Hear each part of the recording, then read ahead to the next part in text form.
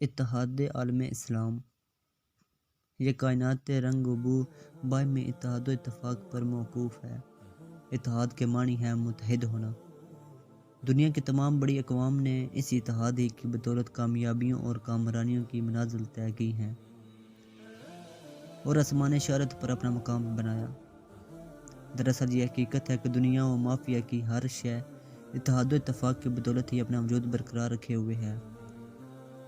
مثل مشہور ہے کہ ایک اکیلا دو گیارہ، یعنی اگر کوئی فرد یا شخص اکیلا ہو تو اس کی حیثیت ایک انسان جتنی ہے، لیکن اگر وہ دو ایک ایک مل جائیں تو 11 کا حصہ بنتا ہے، جو اعداد میں ایک سے بہت بڑا ہے۔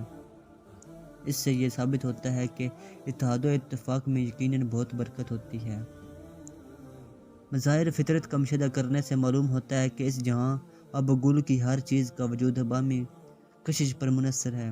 اگر یہ باہمی کشش ختم ہو جائے تو دنیا کا تانا بانا بکھر کر رہ جائے۔ مقولہ شعر ہیں جذبہ باہمی سے قائم نظام سارے، پوشیدہ ہے یہ نقطہ تاروں کی زندگی میں۔ عام مشاہدہ ہے کہ جانور بھی مل جل کر گروہوں کی شکل میں رہتے ہیں۔ بگلے اور دیگر پرندے، شہد کی مکھیاں اور یہاں تک کہ چیونٹی جیسی حقیر مخلوق بھی ایک دوسرے کے ساتھ مل کر رہتی ہیں، جبکہ انسان تو اشرف المخلوقات ہے، تو اس کے لیے تو اتفاق کی اہمیت اور بھی زیادہ ہے۔ بقول شاعر ملت کے ساتھ رابطہ استوار رکھ، پیوستہ را شجر سے امید بہار رکھ۔ ایک مشہور مقولہ ہے کہ انسان ایک معاشرتی حیوان ہے۔ اللہ تعالیٰ نے اس کو ذات میں جماعتی تقاضے رکھے ہیں۔ وہ اکیلا زندگی بسر نہیں کر سکتا۔ اس کی تمام تر کامیابیوں کا انحصار دوسرے لوگوں کے وجود پر ہے۔ اس بات کا اندازہ اس چیز سے ہوتا ہے کہ جب ایک جانور کا بچہ پیدا ہوتا ہے تو وہ پیدا ہوتے ہی دوڑنا، بھاگنا اور رزق کی تلاش شروع کر دیتا ہے۔ اس کے برعکس ایک انسان کا بچہ جب پیدا ہوتا ہے تو وہ دوسروں کا محتاج ہوتا ہے۔ اسے اگر اکیلا چھوڑ دیا جائے تو وہ مر جائے گا۔ وہ کافی عرصے تک اپنی ناک سے مکھی بھی نہیں ہٹا سکتا۔ انسان کی اسی ضرورت کے پیش نظر گاؤں، قبیلے اور ملک وجود میں آئے ہیں۔ کہیں تو مذہب نے انسان کو ایک دوسرے کے قریب کیا ہے اور کہیں قبیلے اور نسل نے۔ انسان نے گاؤں، شہر اور ملک بنا کر رہنا شروع کر دیا۔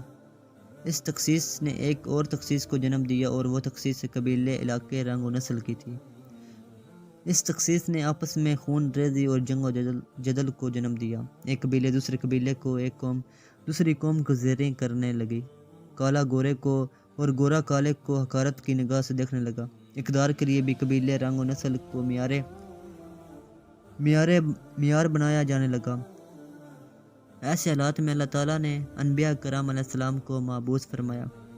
نبی آئے ہزاروں اور گئے درس وفا دے کر، مگر جغرافیائی حدود نے اس چیز کو مزید ہوا دی۔ یہ زمین مرکز خیر و شر بن گئی اور بنی آدم نے اسے اپنے ہی خون سے آلودہ کر دیا۔ تمام انسان ایک دوسرے سے رنگ و نسل، مذہب، اخوت و برتباری کے رشتے میں منسلک ہیں۔ ان رشتوں کی ڈور میں بہت نازک ہیں۔ یہ دنیا انسانی مزاج کے اختلاف کا نام ہے۔ آپس میں مل جل کر رہنا صرف اسی صورت میں ممکن ہے جب ہم باہمی اختلافات کو بھلایا جائے، وگرنہ چھوٹی چھوٹی باتیں آنے والے طوفان کا پیش خیمہ ثابت ہو سکتی ہیں۔ اگر ہم غور کریں تو اس کائنات کا سارا نظام ہمیں جذبہ باہمی کی تلقین کرتا دکھائی دیتا ہے۔ انسان کا مقصد حیات بھی یہی ہے کہ وہ اپنے ہم جنس انسانوں سے محبت کرے۔ اسلام سے پہلے بھی انسانیت رنگ و نسل اور ذات پات اور فرقوں جیسی چیزوں کے ہاتھوں میں ذلیل و خوار ہوتی تھی۔ لوگوں میں ذات پات کی تخصیص بہت عام تھی۔ وہ دوسرے لوگوں کو حقارت کی نگاہ سے دیکھتے تھے، اپنے قبیلے، زبان و نسل پر فخر کرتے تھے، دوسروں کو ذلیل و کم تر قرار دے کر ان پر مظالم کے پہاڑ توڑتے تھے۔ اسلام ان تمام تفریق کے خاتمے کے لیے آیا۔ یوں تو آپس کے اختلافات کو بھلانے اور اتحاد کا مظاہرہ کرنے کی تعلیم دینے کے تمام مذاہب نے دی ہے، مگر آپس کے اختلافات کو نظر انداز کرنے اور اخوت و موادت کی جو جامع تعلیم اسلام نے دی ہے، وہ دنیا کے کسی اور مذہب نے نہیں دی۔ خطبہ حجۃ الوداع میں، جو کہ انسانی تعلیمات کا نچوڑ ہے، اس میں آپ صلی اللہ علیہ وسلم نے ارشاد فرمایا: کسی کالے کو کسی گورے پر، کسی عربی کو کسی اجمی پر کوئی فوقیت حاصل نہیں۔ تمام مسلمان ایک دیوار کی مانند ہیں جس کی ایک اینٹ اور دوسری اینٹ کو مضبوط کرتی ہے اور یوں ایک ناقابل تسخیر دیوار بن جاتی ہے۔ تمام مسلمانوں کی اخوت کی بنیاد کلمہ طیبہ ہے، اللہ کے سوا کوئی معبود نہیں اور محمد صلی اللہ علیہ وآلہ وسلم اللہ کے رسول ہیں۔ اس کلمے کو پڑھنے والے دنیا کے کسی کونے میں کیوں نہ ہوں، وہ بھائی بھائی ہیں۔ یہ کلمہ طیبہ ان کے مابین ایک روحانی رشتہ کو قائم کرتا ہے جس کے سبب سب کے دکھ اور سکھ ساجھے ہیں۔ ارشاد نبی صلی اللہ علیہ وآلہ وسلم ہے، تمام مسلمان جسم واحد کی طرح ہیں، اگر جسم کے کسی ایک حصے میں تکلیف ہو جائے تو پورا جسم بخار میں مبتلا ہو جاتا ہے۔ مذہب اسلام بھی انسانوں کو آپس میں مل جل کر رہنے کا درس دیتا ہے اور ان کو آپس میں انس و منافست کا سلوک کرنے کا حکم دیتا ہے۔ قرآن مجید میں ارشاد ہوتا ہے، سورہ عمران ترجمہ، اور اللہ کی رسی کو مضبوطی سے تھام لو اور تفرقے میں نہ پڑو۔ دین اسلام اتحاد و اتفاق کا سب سے بڑا منظر ہے۔ جمعہ کی نماز اور نماز عیدین کے وقت مسلمانوں کا اجماع ان کے اتحاد کی مثال ہے۔ اسی طرح حج کے موقع پر ایک لباس میں ملبوس لوگوں کا اکٹھا ہونا اتفاق کی ایک ایسی مثال ہے کہ اس جیسی نظیر کسی اور مذہب میں نہیں ملتی۔ حضور صلی اللہ تعالیٰ علیہ وآلہ وسلم نے فرمایا، جو شخص جماعت سے الگ ہو وہ برباد ہوا، جو بکری ریوڑ سے علیحدہ ہو گئی بھیڑیے کا شکار بن گئی۔ اسی طرح ایک اور موقع پر آپ صلی اللہ تعالیٰ علیہ وآلہ وسلم نے ارشاد فرمایا، تم مسلمانوں کو باہمی الفت و محبت میں جسم واحد کی طرح پاؤ گے کہ جس کا ایک حصہ بیمار ہو تو پورا جسم تکلیف کا شکار ہو جاتا ہے۔ اتحاد کی اسی اہمیت کی وجہ سے حضور صلی اللہ تعالیٰ علیہ وآلہ وسلم نے ہجرت کے بعد مہاجرین اور انصار میں رشتہ مواخات قائم کیا اور ان کو بھائی بھائی بن جانے کا درس دیا۔ تاریخ شاہد ہے کہ جب مسلمان دل میں ایمانی جذبہ لیے اتحاد و اتفاق کے ساتھ باہر نکلے تو محض 313 افراد نے غزوہ بدر میں دشمن کی بڑی تعداد کو پچھاڑ دیا۔ وہ رومیوں اور ایرانیوں پر ان کی تمام تر طاقت کے باوجود غالب آ گئے، تمام دنیا کے قبضے میں آ گئی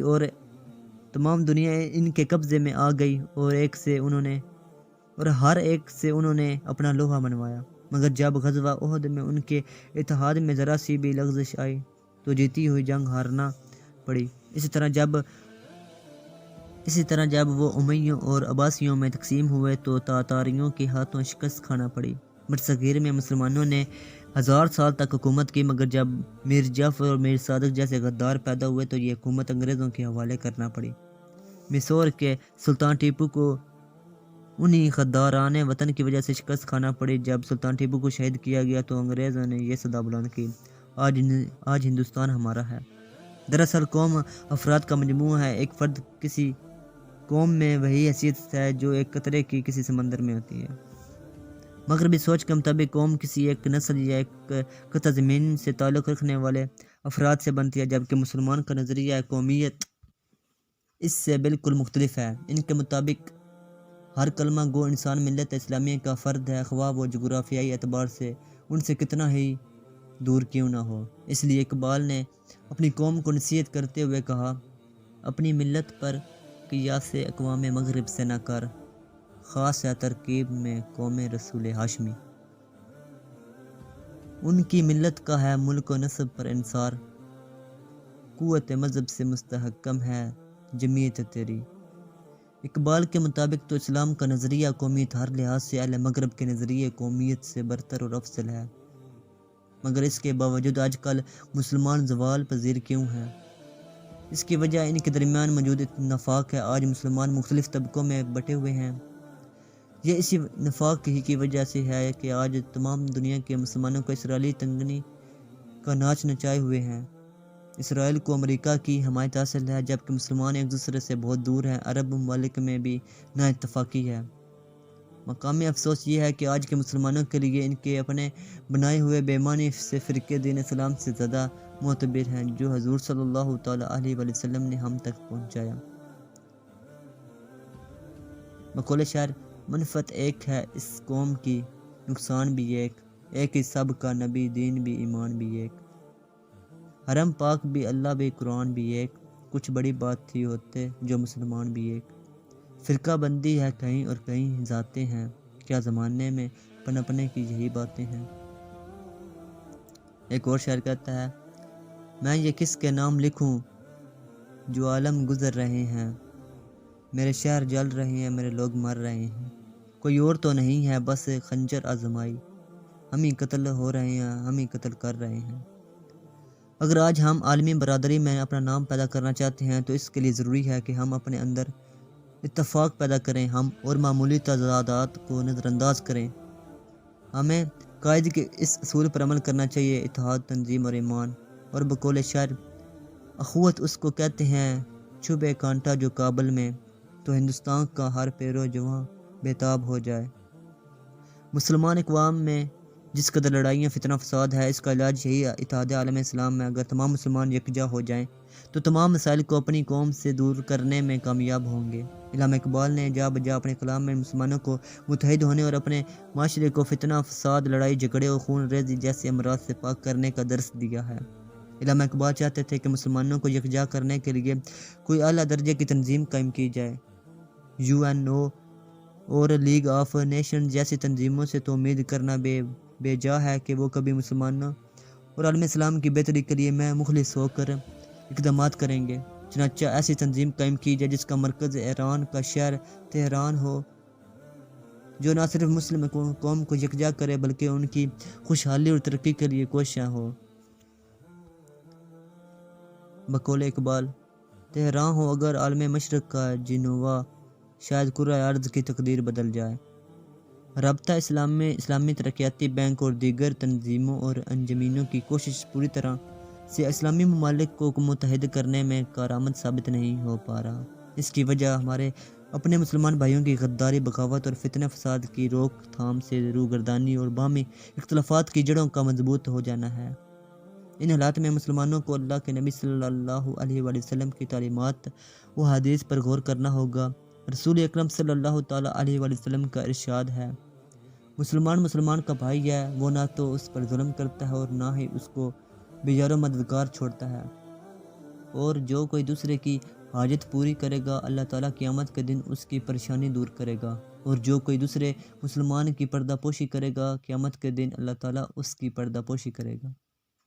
اس حدیث کی روشنی میں تمام مسلمانوں کو دوسرے مسلمانوں بھائیوں کے دکھ درد کو اپنا ماننے اور پردہ پوشی کا درس دیا گیا ہے۔ رسول اللہ صلی اللہ تعالیٰ علیہ وآلہ وسلم نے اس حدیث پر ہی اکتفا نہیں کیا بلکہ اس کی عملی مثال پیش کی ہے۔ ہجرت مدینہ کے موقع پر جب مہاجرین مدینہ پہنچے تو ان کے پاس نہ کھانے کے لیے کچھ تھا، نہ رہنے کو جگہ۔ ان حالات میں رسول اللہ صلی اللہ تعالیٰ علیہ وآلہ وسلم نے تمام مسلمانوں کو ایک جگہ اکٹھا کیا اور ایک مہاجر کو ایک انصاری کا بھائی بنا دیا۔ ان میں رشتہ مواخات قائم کر دیا۔ بھائی چارے اور اسلامی اخوت کی ایسی شاندار مثال ہمیں اور کہیں دکھائی نہیں دیتی۔ ہر انصار اپنے مہاجر بھائی کو گھر لے گیا اور اس کی ہر ممکن مدد کی۔ کچھ نے تو اپنا مال آدھا کر کے اور کچھ نے اپنا پورا مال اپنے اس انصار بھائی کے سپرد کر دیا۔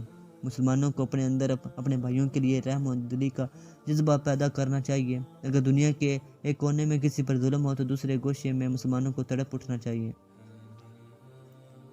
بقول شاعر، خنجر چلے کسی پہ تڑپتے ہیں ہم امیر، سارے جہاں کا درد ہمارے جگر میں ہے۔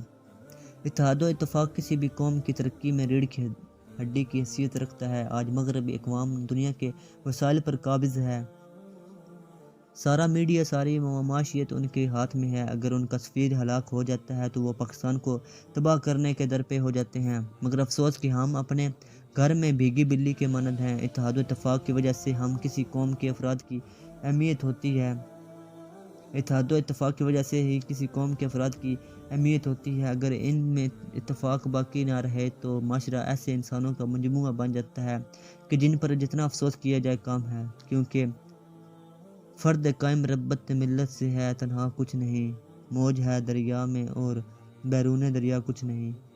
اس لیے مسلمانوں کو نیل کے سیل سے لے کر تا بخار کا شگر ایک ہونا جانا چاہیے۔ اس میں ان کی بقا کا راز مضمر ہے۔ ایک ہو مسلم حرم کی پاسبانی کے لیے، نیل کے سیل سے لے کر تا